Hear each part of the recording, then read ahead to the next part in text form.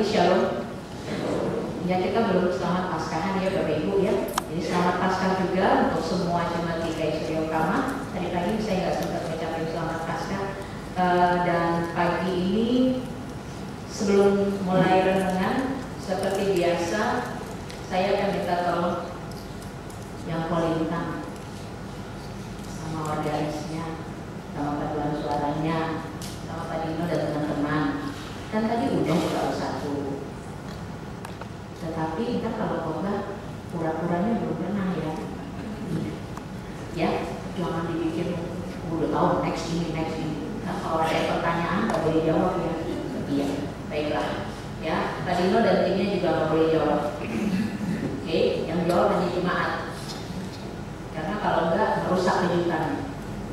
Oke, baik. Bapak Ibu Saudara, pagi ini saya mau, ini tema kita hari ini, kenapa muka saya yang muncul ya, enggak ini. Ya, hari ini kita punya tema adalah kebangkitannya mengobarkan keberanian dan pengharapan. Dan jauh sebelum, bukan jauh, ini tanggal. Dan ketika tanggal 16 April kemarin, Paskah, dari minggu lalu ya, minggu lalu sebelum tema ini ada, ya, sebelum kita bahas tema ini, ada ucapan Paskah dari Pak Basuki. Tahu lah ya? Kenal Pak Basuki ya? Masih kenal kan?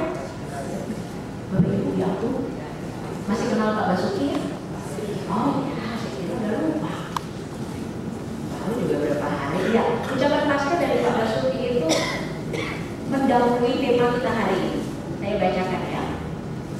Kebaikan tidak akan pernah kalah, melainkan akan bangkit kembali, menerang, memberi harapan, kasih, dan senyum. Selamat Paskah, kata Pak Basuki. Pak Basuki udah ngambil tema khotbah saya hari ini. Dari ini aja sebenarnya udah jelas banget ya Bapak Ibu Saudara ya. Kebangkitan Yesus itu memotivasi orang untuk punya pemahaman yang nggak bikin kita galau, baper, dan pengen lempar TV. Ya, kemarin televisi di rumah semua aman ya? Aman ya? Aman. Walaupun ada beberapa televisi yang habis dilemparin sama yang punya, tapi televisi di rumah aman ya? Ada yang galau, baper, nangis? Ada? Ada? Kalau saya nggak terima telepon, hari itu nggak ada telepon. Saya nggak telepon mama saya nggak telepon papa saya cuekin handphonenya. Bukan handphone ya, itu juga beritanya. Lagi pada buka kuota, ya kan? Gue lihat televisi apa lagi? Jadi baper, hari itu baper. Tetapi kata-kata ini rupanya menenteramkan. Kebaikan itu nggak pernah kalah. Kebaikan itu akan bangkit kembali dan menjadi jauh lebih berarti, ya, lebih bangkit kembali dan akan menerangi, memberi harapan, kasih, dan senyuman. Dan hari ini tema kita kebangkitan, mengobarkan semangat, keberanian, dan pengharapan. Keberanian seperti apa, pengharapan seperti apa, dan apa yang dibuat oleh keberanian dan pengharapan ini, saya akan mulai dengan menunjuk, meminta Bapak Ibu untuk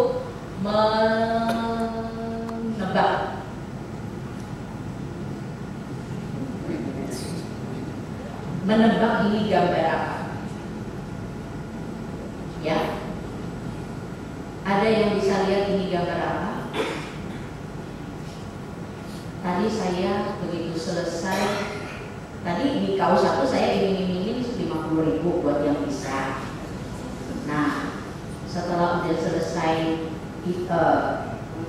udah selesai ibadah, ada yang bilang, Bu, tadi saya bisa lihat mana 50.000-nya. Nah kan saya mintanya di sini ngomongnya. Kalau udah selesai nebaknya ya udah.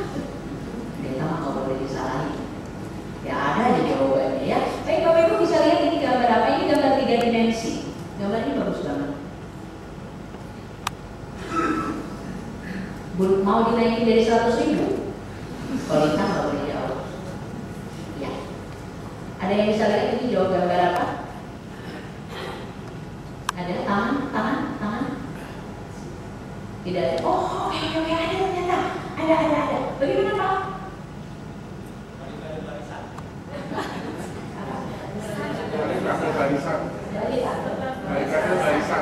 Barikade barisan.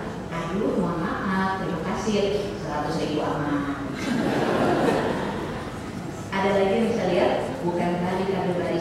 ini gambar 3 dimensi, nonjol gambarnya.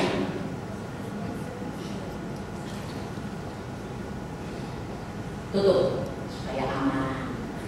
100.000 aman. Nggak ada yang bisa lihat? Saya kasih tahu. Bapak Ibu, ini gambar 3 dimensi dari peristiwa saat tentara Romawi menusuk lambung Yesus. Ada satu salib di depan, di belakang ada 2 Yesusnya tergantung.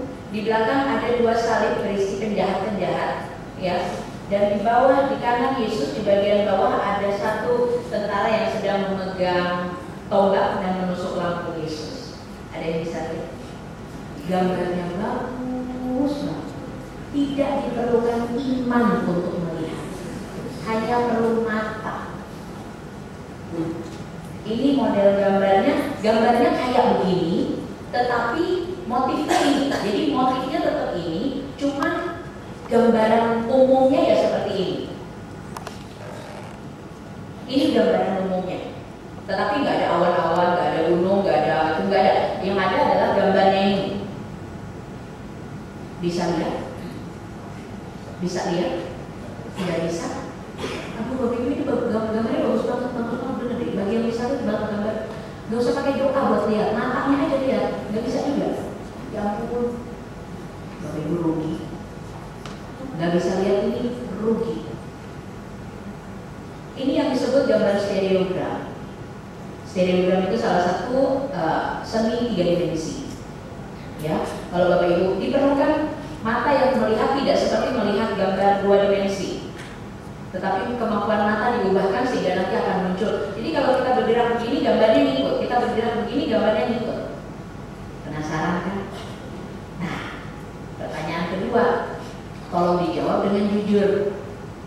Ya, tidak berlaku untuk paduan suara dan kolintang serta Pak Dino dan teman-teman. Bapak Ibu, ini saya minta jujur, ini di rumah Tuhan loh ya, nggak boleh bohong ya.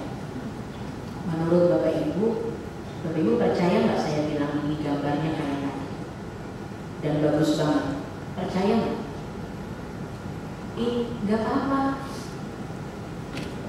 Hah? Nggak percaya? Saya bilang ini gambarnya gambar 3 dimensi, gambar Tuhan Yesus disalib, ada 3 salib. Bapak Ibu percaya nggak gambarnya ini? Enggak. Bapak Ibu tahu nggak itu gambarnya bagus banget? Bapak Ibu percaya nggak? Nah itu susahnya Bapak Ibu. Itu susahnya. Saya mau tunjukkan kepada Bapak Ibu Saudara, susahnya memberitakan Yesus bangkit. Karena yang lihat cuma murid-murid. Karena murid-murid masih tahu dunia yang nggak melihat Yesus bangkit. Hei, Yesus bangkit. Mana dia? Benar Yesus bangkit itu, tanya Thomas. Thomas sudah pegang tangannya. Iya benar-benar sudah pegang tangannya. Bagaimana buktinya? Emang susah Bapak Ibu jadi murid-murid yang pertama, ya, yang melihat langsung Tuhan Yesus bangkit, lalu kemudian memberitakan bahwa Yesus bangkit. Itu susah. Bapak Ibu Saudara nanti nggak percaya, saya loh ya pendeta bohong gereja. Di luar diri juga boleh sebenarnya sih ya. Masa saya bohong? Saya nggak bakal bohong. Ini beneran gambarnya kayak gitu. Tapi kan saya nggak bisa bilang. Waktu saya bilang ke Bapak Ibu nggak percaya. Udah saya udah sungguh-sungguh. Bener Bapak Ibu, ini gambar Tuhan Yesus disalib 3 biji.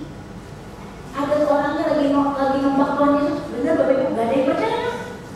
Segitu susahnya memberitahu seseorang tentang satu peristiwa yang tidak bisa diterima oleh akal. Sampai kalau saya mohon Bapak Ibu please, tolong dong percaya. Enak aja percaya, saya belum lihat. Nah Thomas semua jadi.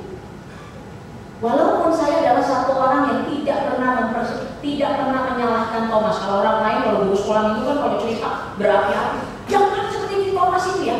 Thomas itu tidak melihat, tidak percaya. Kalau belum lihat kita mau mulai kayak Thomas.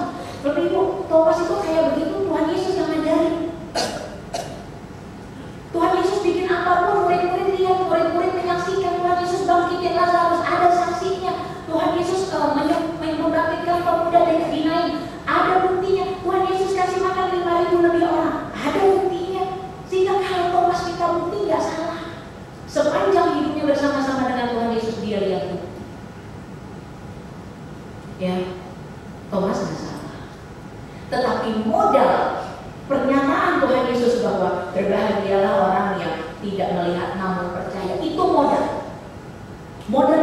kepada murid-murid untuk setelah itu mewartakan, menyampaikan Yesus bangkit. Ditanya sama orang, mana bukti? Murid-murid harus bisa bergumul untuk bagaimana saya menyampaikan Kristus yang bangkit walaupun orang tidak menyaksikan langsung. Saya cuma ngomong yang kayak begini aja. Yang saya bilang di situ ada gambar bagusnya juga, Ibu nggak percaya gimana kita bicara mengenai kepada orang lain di luar sana bahwa, hei, Kristus benar-benar bangkit loh. Mana kuburnya? Ayo sini saya ajak pergi ke tanah suci. Yuk kita lihat kuburnya beneran kosong. Nah emang tuh kubur kosong. Beneran dulu di sini tahu lumayan. Kamu hadir. Waktu itu malaikatnya diam-diam ini batunya didorong sama malaikat. Benar-benar didorong sama malaikat. Ini batunya ini jadi saksi. Emang situ ada. Nggak bisa Bapak Ibu. Sulit. Sesulit saya gregetan karena Bapak Ibu nggak percaya. Saya bilang ini gambarnya beneran. Sesulit. Itu sebabnya kenapa sampai keberanian dan pengharapan menjadi penting di dalam peristiwa kebangkitan. Ini Thomas. Teman-temannya kasih tahu, hei, kami sudah melihat Tuhan. Thomas bilang, kalau belum langsung megang, I shall see his hands and my hands. I put my finger into the print of the nails. Thomas Thrust my hand into his side. Karena peristiwa kebangkitan Yesus bukan peristiwa yang mudah diterima oleh manusia.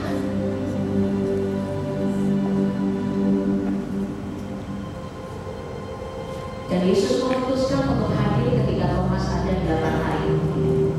Peace be unto you. Momen ini harus ada Bapak Ibu. Momen ini momen yang dipersiapkan Tuhan supaya Thomas dan teman-teman setelah bergumul, berjuang. Bagaimana mereka harus memberitakan Kristus yang bangkit kepada orang-orang yang pasti 100% meragukan pemberitaan.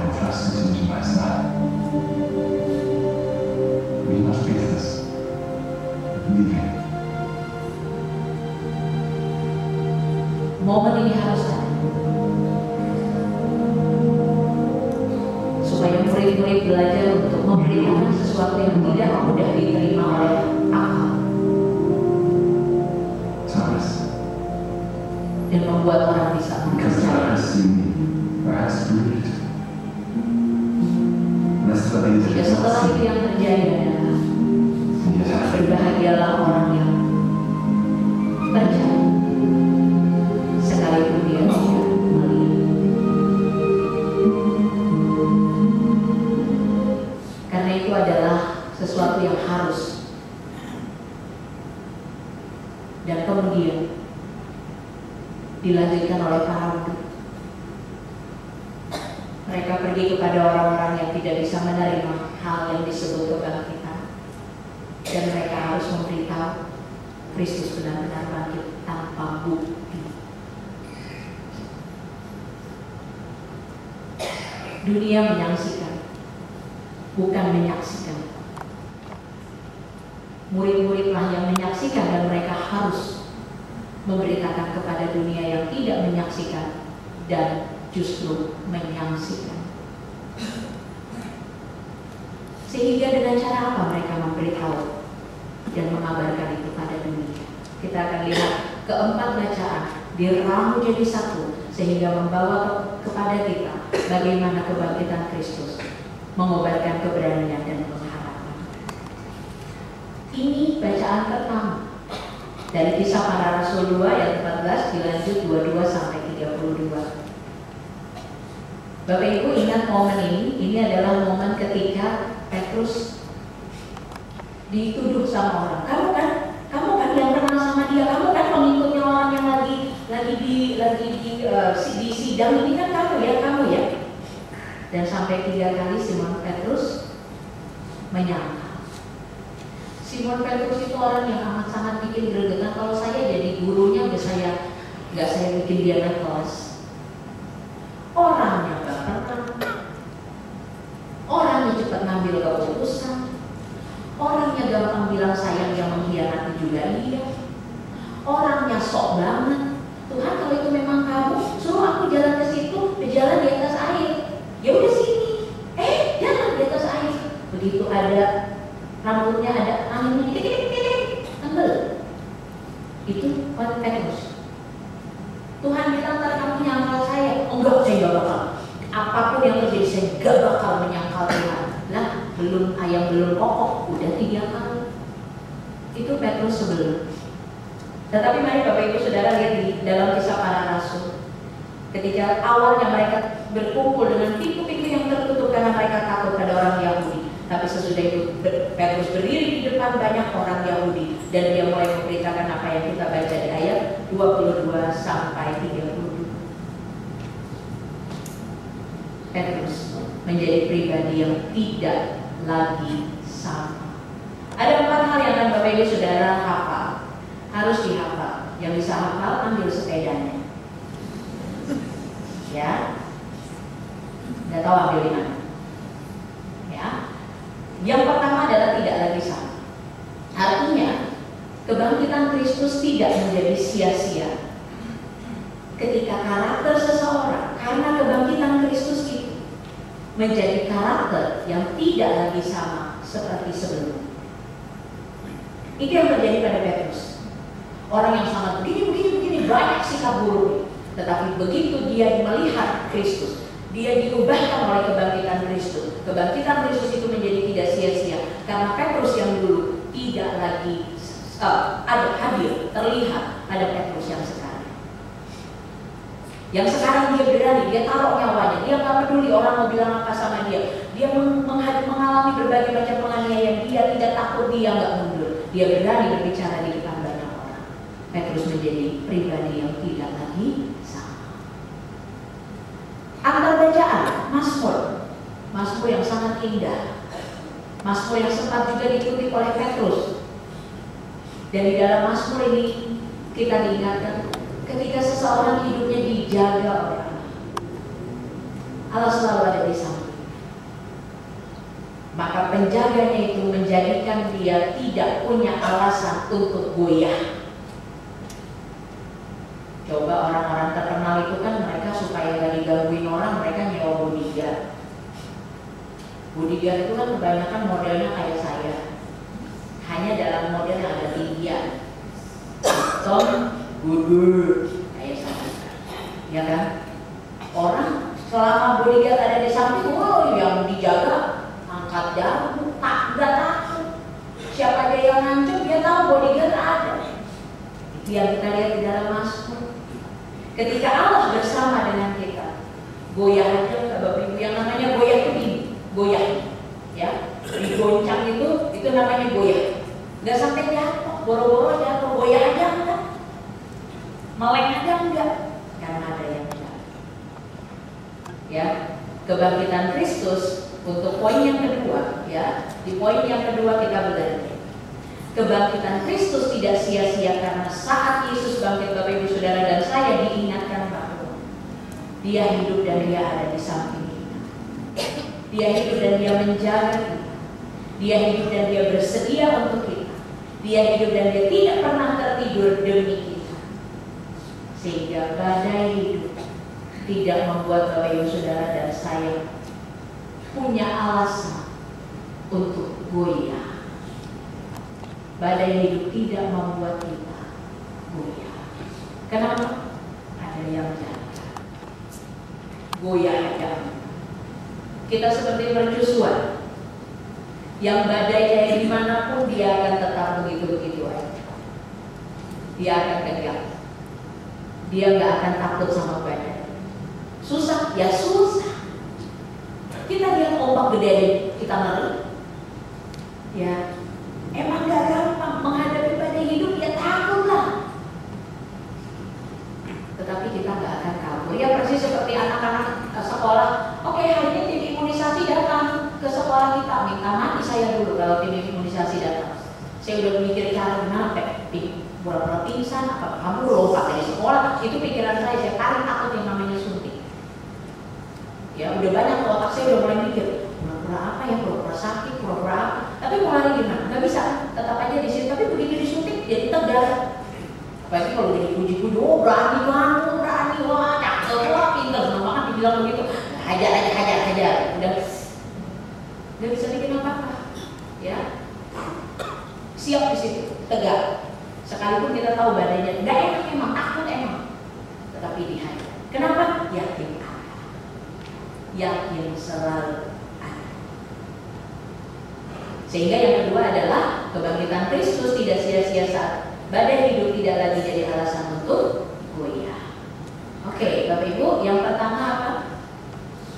Kebangkitan Kristus yang pertama membuat kita tidak lagi sama. Yang kedua, tidak lagi goyah. Lumayan dapat sepeda ya. Ya ini yang ketiga. Yang ketiga itu tadi dari 1 Petrus. Petrus disebut 2 kali ini di sini. Tadi Bapak Ibu sudah dengar Petrus itu kayak begini. Awalnya gimana, sesudahnya bagaimana. Dan apa yang kita baca tadi di dalam 1 Petrus pasal 1 ayat 3 sampai 9, Petrus lagi nasihatin jemaat.